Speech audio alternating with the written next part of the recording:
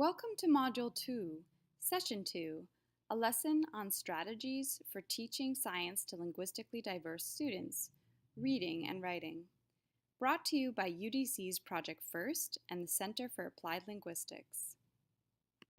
In this session, you will begin as always with a warm-up and an overview of language and content objectives, as well as strategies for developing reading skills in science.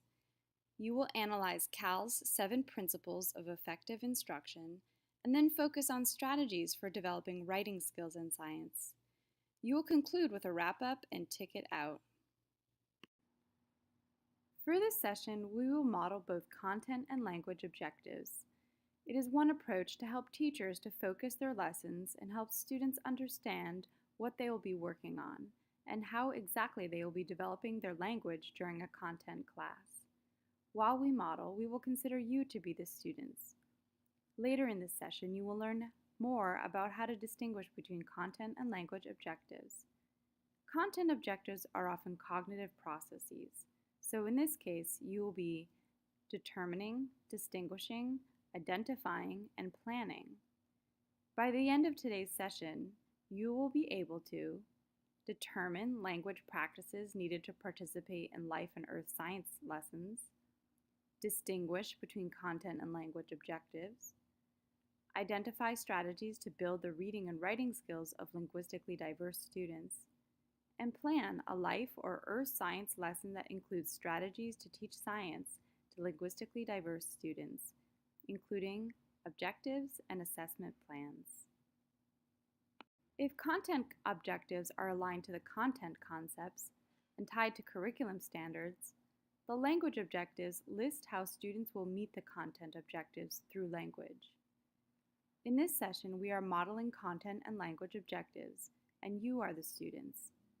So how, through reading, writing, listening, and speaking, will you show the instructor that you know the content? Today, you will be explicitly discussing, reading, orally explaining, and writing, all language verbs. In particular, you will discuss the language practices of life and earth science with a partner. You will read content and language objectives and sort them into the correct category. You will orally explain how the reading and writing strategies presented address the principles of effective instruction for English learners. And you will write plans for a life or earth science lesson using the template provided.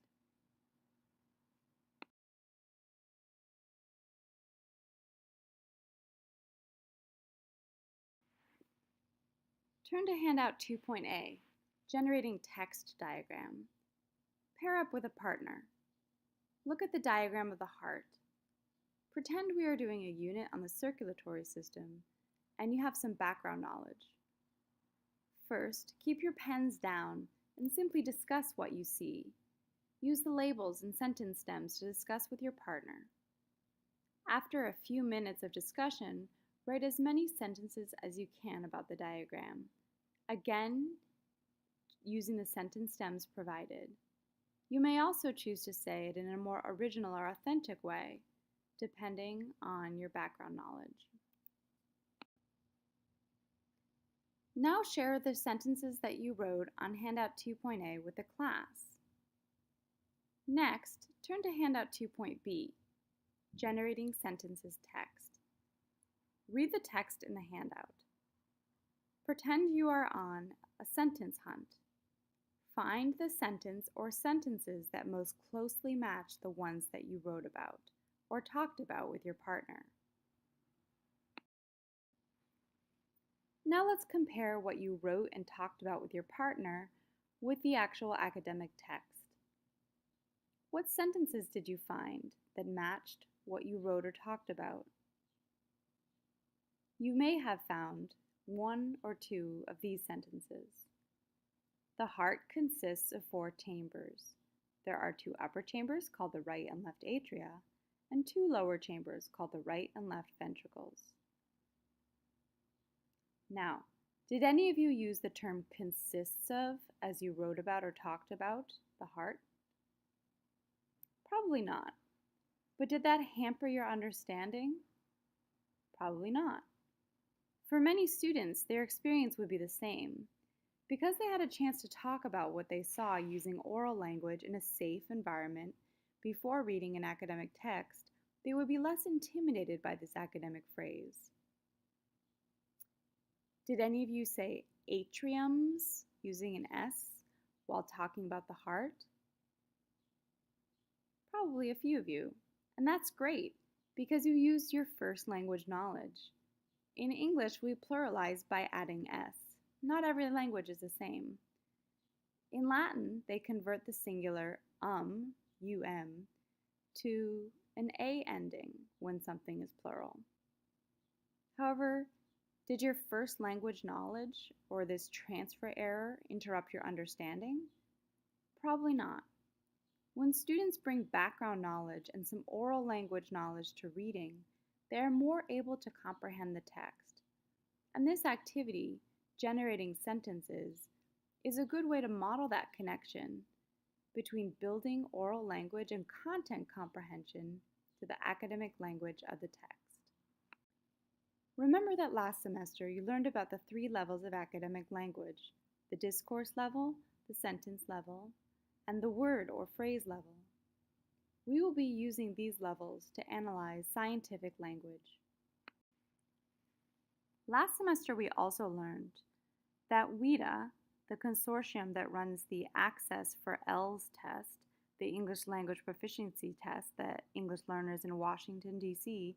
and numerous other states take, also define academic language using the features of the discourse, sentence, and word or phrase level.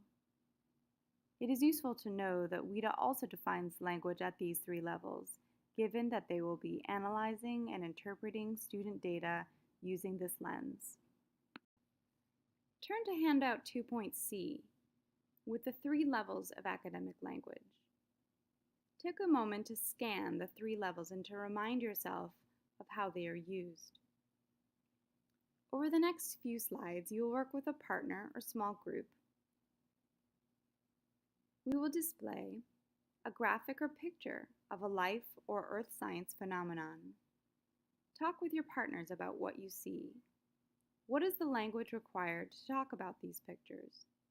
Try to analyze the language from the word, sentence, and discourse levels. What do you see? Talk with a partner about this photo and the language required to talk about it. Use handout 2.C to classify the type of language you're using. If it's helpful, jot down notes as your partner describes the photo. Here is another graphic frequently used in science. What do you notice? Talk with a partner about this map and the language required to talk about it. Use handout 2.C to classify the type of language you're using. If it's helpful, jot down notes as your partner describes the photo. Here's a collection of photos. What do you see? Talk with a partner about these photos and the language required to talk about them. Use handout 2.C to classify the type of language you're using. If it's helpful, jot down notes as your partner describes the photos, and then return to analyzing it together. This is the last photo. What do you see? Talk with a partner about the photo and the language required to be successful in describing it. Use handout 2.C to classify the type of language you're using. Again, if you find it helpful, jot down notes as your partner describes the photo, and then come back at the end and analyze it together.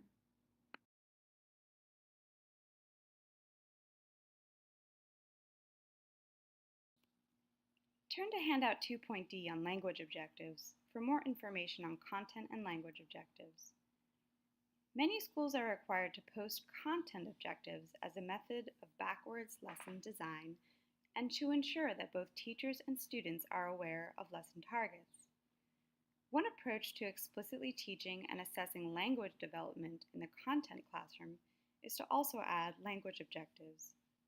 Just like content objectives, language objectives should be standards-based or based on English language proficiency standards. They should be measurable, action-oriented, and observable. They should be in kid-friendly language. They should be posted and discussed with the students so that students are aware of their content and language objectives for that lesson. The objectives should be related to one lesson, which may last for a day, 2 days, or even more, and they should be assessed or reviewed at the end of each lesson and part of ongoing formative assessment. Content objectives are typically drawn from state standards and the next generation science standards. It's helpful to look at the verbs used in content objectives. They are related to the knowledge of the content area or cognitive processes. You might think of them as verbs associated with Bloom's taxonomy or the depths of knowledge. Examples might include solve, create, model, design, graph, or analyze. Content objectives focus on the what. What are students going to learn and be able to do by the end of the lesson? Language objectives are typically drawn from the Common Core or English Language Development Standards. There are many sources for language objectives, such as analyzing students' reading, writing, listening, and speaking for areas where they need to grow, or looking at the content and the language required to be successful in talking or writing about that content, the way you just did with the pictures. In DC, teachers might look at the WIDA performance indicators and can-do descriptors to get ideas of areas where English learners need help. But language objectives are for mainstream content classrooms and therefore should be tied to helping all students be able to talk about and write about grade level content concepts. Just like for content objectives, it's helpful to plan for the types of verbs needed for language objectives. Verbs related to reading, writing, listening, and speaking. Some examples are list, record, orally explain, summarize in writing, or listen and check off on a graphic organizer. The emphasis for language objectives is on how. How will students achieve the content standards through reading, writing, listening, and speaking? So if the content objectives focus on the what, the language objectives focus on the how. Take a moment and read the content and language objectives in the chart. Notice that the content and language objectives are both related to lesson content. The speech bubble gives one way to write and think about the content and language objectives, since the language objectives are how the content objectives are achieved through reading, writing, listening, and speaking. When you have read the objectives, turn to a partner and identify the verbs that help you determine if the objectives are content or language objectives. Work in a small group. The instructor will give you some content and language objectives on sentence strips. Sort the objectives into content and language objectives. When you have finished, check your work with another group. In this section, we will look at teaching strategies for the instruction of reading in the science content area. In the year 2000, a federally funded National Reading Panel did a meta-analysis of studies on the effective components of literacy instructions for all students, the majority of whom are English speaking. It identified 5 components of any effective literacy instruction: phonemic awareness, phonics, fluency, vocabulary, and comprehension strategies. However, based on the fact that this research was predominantly with English-speaking students and did not disaggregate for English learners, in 2006, Diane August and Timothy Shanahan endeavored to find out more about any differences in effective literacy instruction for English learners. They formed the National Literacy Panel and also looked across studies on literacy instruction, but this time exclusively with studies on English learners. The panel concluded that English learners' literacy needs are compatible with the same components of literacy that the National Reading Panel uncovered. However, the emphasis for English learners should be on oral language and vocabulary development. In addition, comprehension should be the most central component of literacy instruction for English learners, even while teaching beginning reading skills such as phonics and phonemic awareness. In fact, the National Literacy Panel flipped the way that they consider the significance of the components of reading. So comprehension would be the overall umbrella component. Another consideration when teaching English learners beginning reading or reading comprehension skills are differences in the first language literacy backgrounds that English learners bring to the task of reading in English. Some students have high levels of literacy in their first or second languages, and these skills can translate to developing second language literacy. Other students have had interruptions in their formal schooling because of conflict in their home countries or because education wasn't compulsory and therefore they may lack literacy in their first language. Teachers should find out about the first language reading backgrounds of students. If newcomer students can read in their first language, does their first language use the Roman alphabet? Do they read from left to right as we do in English? Do they know how to use a word-to-word translation dictionary or app? These are just some of the many considerations that teachers need to give when they receive a newcomer student. The Common Core standards emphasize reading across all of the content areas. The reading standards are divided into standards for literature, informational text, and foundational reading skills, such as phonics and fluency. The foundational skills for reading are only intended for students in grades K through 5. However, as mentioned, for some secondary students, including English learners, and particularly those with limited or interrupted formal schooling, they may need practice with the skills identified in the foundational standards. In addition, for secondary students, there are literacy standards for history, social studies, and science or technical subjects, so it will be helpful for science teachers to be well versed in these reading standards.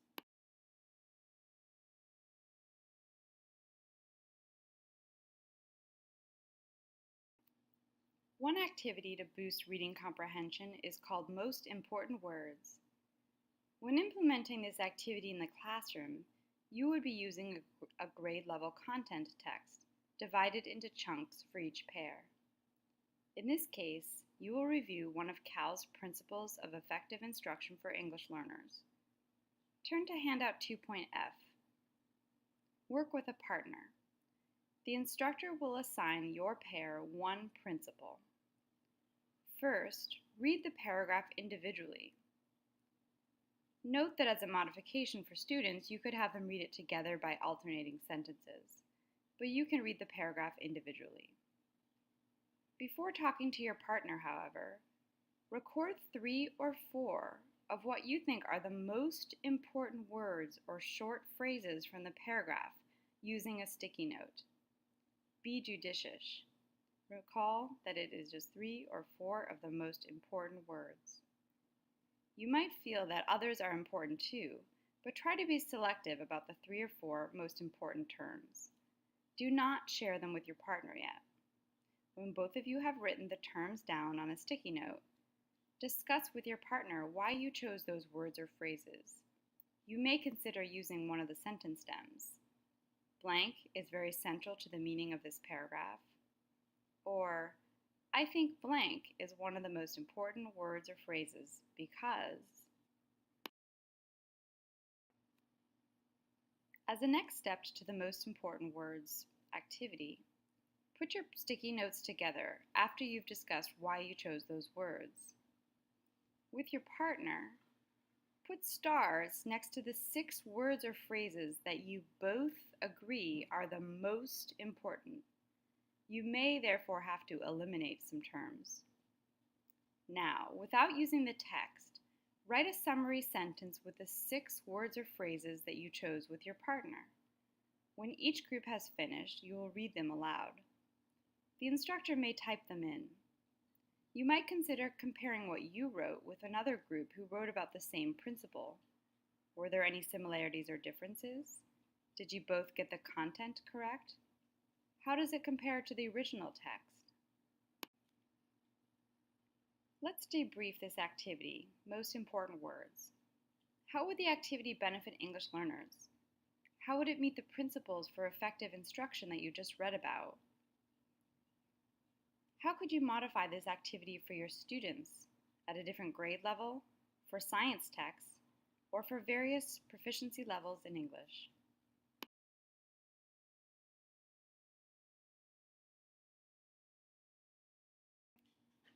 Turn to handout 2.G. Another holistic approach to reading comprehension and focusing on oral language and vocabulary development within the context of content reading is interactive shared reading.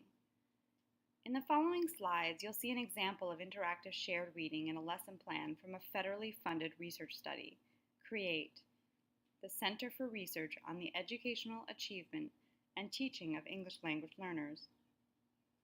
As your instructor displays the slides, note the various aspects of the interactive shared reading.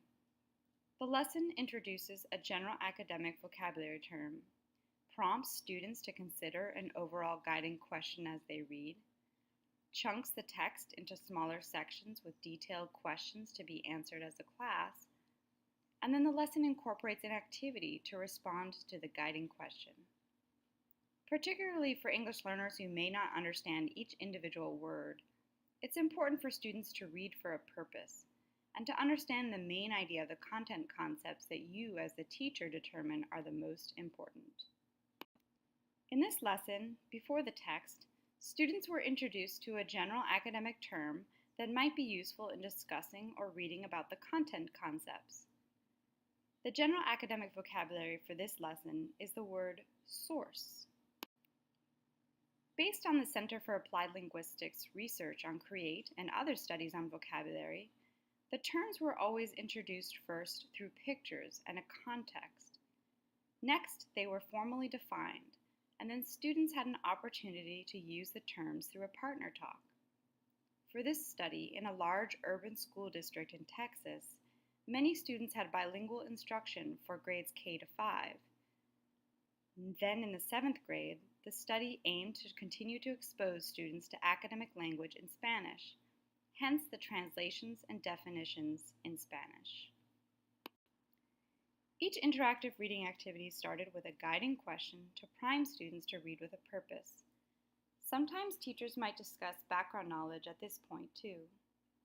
Based on students' literacy and English language knowledge, in this case the teacher read the text aloud and students followed along.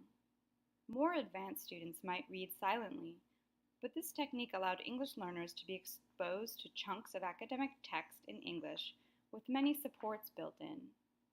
Even for secondary students, reading aloud is an effective way to build literacy skills and exposure to academic texts that they otherwise may not have exposure to.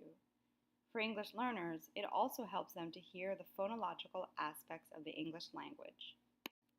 For this study, the grade level text was chunked, and for each shorter passage, detailed pinpoint questions as well as higher order questions were asked. The teacher would read the chunk of text and then ask the questions. Take a look at the text and the individual questions. For many students who have difficulty with reading comprehension, this level of questioning may be necessary to build comprehension.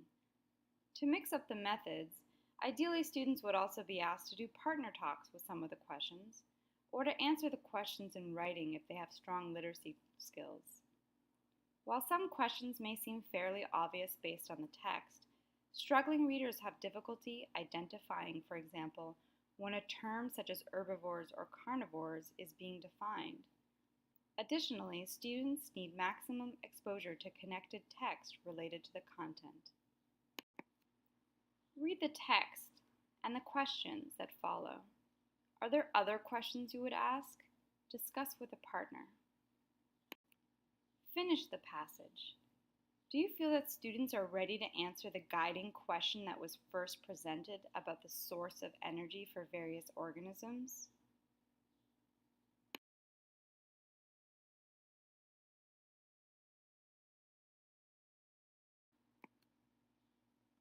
To respond to the guiding question, students filled in this graphic organizer related to the organisms featured. They could use the text to identify the source of energy, and then to fill in the type of organism, as these words have also been pre-taught and identified earlier in this lesson. In this way, students have a lot of opportunities for repetition of content concepts, but also language, including general academic terms such as source, and also discipline-specific terms such as decomposer, herbivore, or producer. They are reading, writing, speaking, and listening about the content concepts. Turn to handout 2.H. Look over the list of Common Core state standards for reading in science. Respond to these questions with a partner. In this section, we will discuss strategies for instructing writing in science. The Common Core state standards emphasize 3 types of writing: narrative, informational or explanations, and arguments. This emphasis is derived from the acknowledgement that these are authentic forms of writing that most adults engage in. Gibbons defines writing genres as shared by members of the same culture, where each genre has a specific purpose, an overall structure or organization, and language features that are typical of that genre. Talk with a partner. Which genres do students typically use when writing in life and earth science? Are there differences for chemistry and physics? What about outside of the classroom? What are the genres that students engage in outside of the classroom? Imagine that we asked you to write a poem about the branches of government, a rap about social inequalities, a memo to a high-level cabinet minister, or an economic report on the effects of climate change right now. What would you need to be successful? Many of us would require further background knowledge, exemplary models of those genres, guidelines on what to include, lots of practice, and perhaps a vocabulary or phrase bank. When expecting students to complete a specific written genre around science content, such as a lab report, teachers need to explicitly instruct the content as well as the language structures specific to that genre. This allows students to practice all 4 language skills and also scaffolds their writing process. According to Gibbons, there are 4 stages in the teaching and learning cycle that are required for students to be successful writers of each genre: building the field, modeling the genre, joint construction, and then independent writing. While we might expect that once we've taught the genre, students can master it with another unit, students will likely need scaffolds and examples related to that new content. In addition to what was described above for all students, for effective writing instruction, culturally and linguistically diverse students need the following: background knowledge of writing topics, activities that build background on content concepts, explicit instruction of language structure in different genres, models of both process and product, guided practice, scaffolds for independent writing such as sentence frames and word banks, and a clear purpose for writing.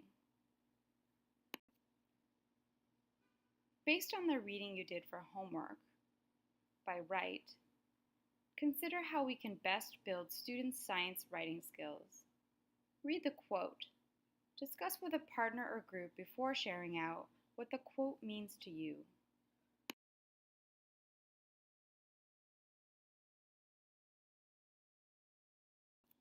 Turn to handout 2.I.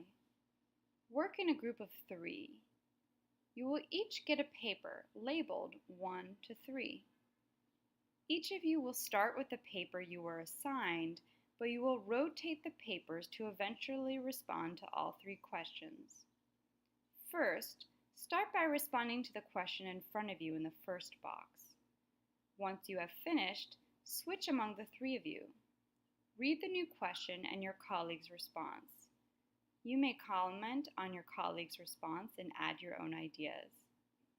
Finally, switch again and repeat the same process with a final question. At last, pass the papers around and read each response. Discuss any big ideas that your group identified on paper or questions you have for your partners. Let's debrief about this activity. Think back to the principles of effective instruction for English learners. How does this activity meet those principles? How did this activity demonstrate writing as a social process? How could you modify this activity for a middle school science classroom? Turn to handout 2.J. Scan the list of writing activities. Which would be suited for Earth and Life Science? How could you modify some of the activities for middle school science?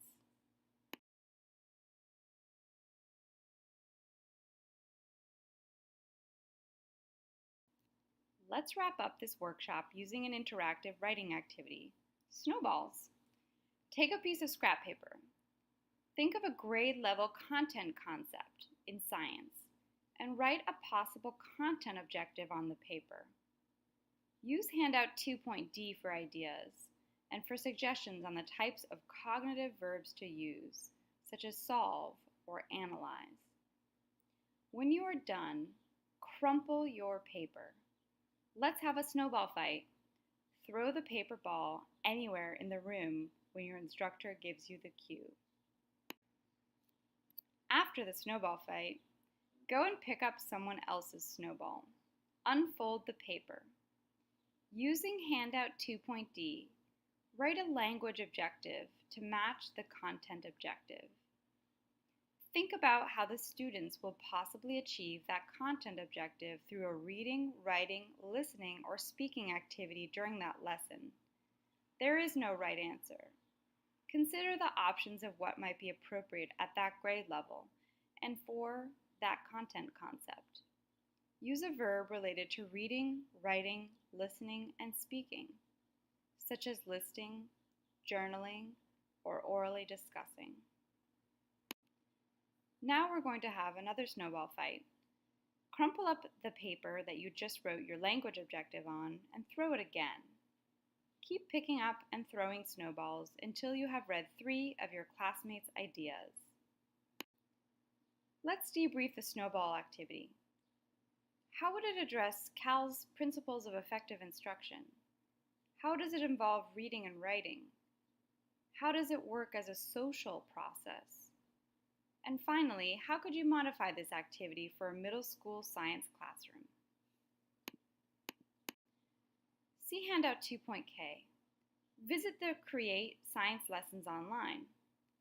Review Table 1, Planning a Create Content Lesson. Use the model to create your own life and earth science lesson related to a grade level content concept of your own choosing. Write objectives. Choose a text or selection from a text. Choose vocabulary terms and plan activities to support language development for that content lesson. You may choose to use activities we've demonstrated in this session or your own activities. Let's return to the objectives for this lesson and see if we met them. It's important for students to be aware of what is expected of them and what they will be assessed on. For our English learners, if for any reason because of pacing, a teacher did not get to all of the objectives, we don't want an English learner to leave thinking that they have in fact mastered content that they have not been able to master because of time constraints. So as each objective is read aloud, let's knock on our desk to see if the objective was met in this lesson and if you feel able to do these things. Did we determine language practices needed to participate in life and earth science lessons? Did we distinguish between content and language objectives? Did we identify strategies to build the reading and writing skills of linguistically diverse students? Did we plan a life or earth science lesson that includes strategies to teach science to linguistically diverse students, including objectives and assessment plans? Perhaps that last one is more of an assignment. We can come back to it. Let's see if we met the language objective. As each objective is read aloud, clap if you think the objective was met in this lesson and if you feel able to do these things. Did we discuss the language practices of life and earth science with a partner? Did we read content and language objectives and sort them into the correct category? Did we orally explain how the reading and writing strategies presented address the principles of effective instruction for English learners? And did we write plans for a life or earth science lesson using the template provided? That will be an assignment. As for today's ticket out for the lesson, write 3 key ideas that you have learned about in this session and 1 question that you still have.